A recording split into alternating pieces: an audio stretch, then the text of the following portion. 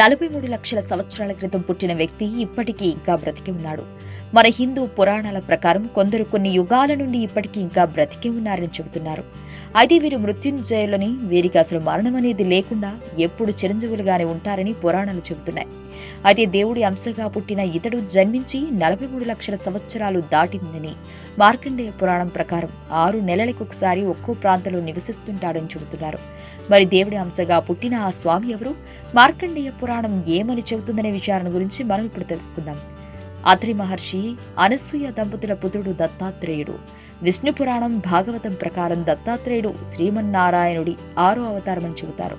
ఇక పురాణానికి వస్తే అనసూయాదేవి పరమ సాధ్వి, ఆదర్శ పతివ్రత.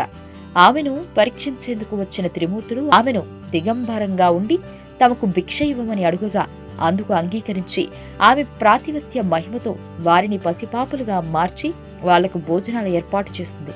ఇంతలో విషయం తెలుసుకున్న త్రిమూర్తుల భార్యలు ముగ్గురు వచ్చి అనసూయని ప్రార్థించి తమ తమ భర్తలను పొందారు. అప్పుడు అత్రి అనసూయ కోరికను మన్నించి త్రిమూర్తులు ముగ్గురు కలిసి ఏకరూపంగా 3 శిరస్సులతో పుత్రునిగా అనసూయ, అత్రి దంపతులకు దత్తాత్రేయుడు జన్మించాడు. దేవుడి అవతారంగా భావించే దత్తాత్రేయ స్వామివారు భూమిపైన జన్మించి ఇప్పటికీ చిరంజీవిగా ఉన్నాడని పురాణాలు చెబుతున్నాయి. ఇక మార్కండేయ పురాణం ప్రకారం సంవత్సరంలో 6 నెలలు సహద్రి పర్వతాలపైన, 6 నెలలు కేదార క్షేత్రంలోని దత్తాత్రేయ గుహలో నివసించి ఉంటాడని చెబుతారు. అయితే 43,19,500 సంవత్సరాల పూర్వం జన్మించిన ఈ స్వామివారు కృతయుగం ప్రారంభమైన 500 సంవత్సరాల తర్వాత యోగిగా ఇప్పటికీ భూమిపైనే సంచరిస్తుంటాడని నమ్మకం. శ్రీపాద వల్లభుడు, నృసింహ సరస్వతి, అక్కల్కోట్ మహారాజ్, సాయిబాబా వీరందరూ కూడా దత్తాత్రేయ స్వామివారి అంశాలుగా కొందరు భావిస్తుంటారు. మార్గశిర పౌర్ణమి నాడు దత్తుడు ఉదయించాడు. దానిని దత్త జయంతి అని అంటారు. ఈ స్వామివారి రూపం అపురూపంగా ఉంటుంది. 3 ముఖాలు, 6 చేతులతో చేతిలో డమరుకం, త్రిశూలం వంటి ఆయుధాలను ధరించి దర్శనమిస్తుంటారు.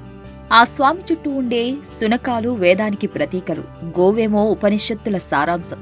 ఈ స్వామివారిని ఆరోగ్య ప్రదాతగా కూడా పూజిస్తుంటారు. కోరిన కోరికలను నెరవేర్చే స్వామి, గురువులందరికీ గురువు అయిన దత్తాత్రేయ స్వామి వారిని నమ్మిన వారికి ఎప్పుడూ అండగా ఉంటాడని విశ్వాసం. అంతుచిక్కని రహస్యాలు, మరెన్నో మనకి తెలియని పురాతన కట్టడాలు, వాటి వెనక దాగిన నిజాలు, పూర్వీకుల ఆచారాలు, మరెన్నో మూఢ విశ్వాసాలు, ఇలా కాలగర్భంలో కలిసిపోతున్న రహస్యాల కొరకు సబ్స్క్రైబ్ చేయండి రహస్యవాణి ఛానల్.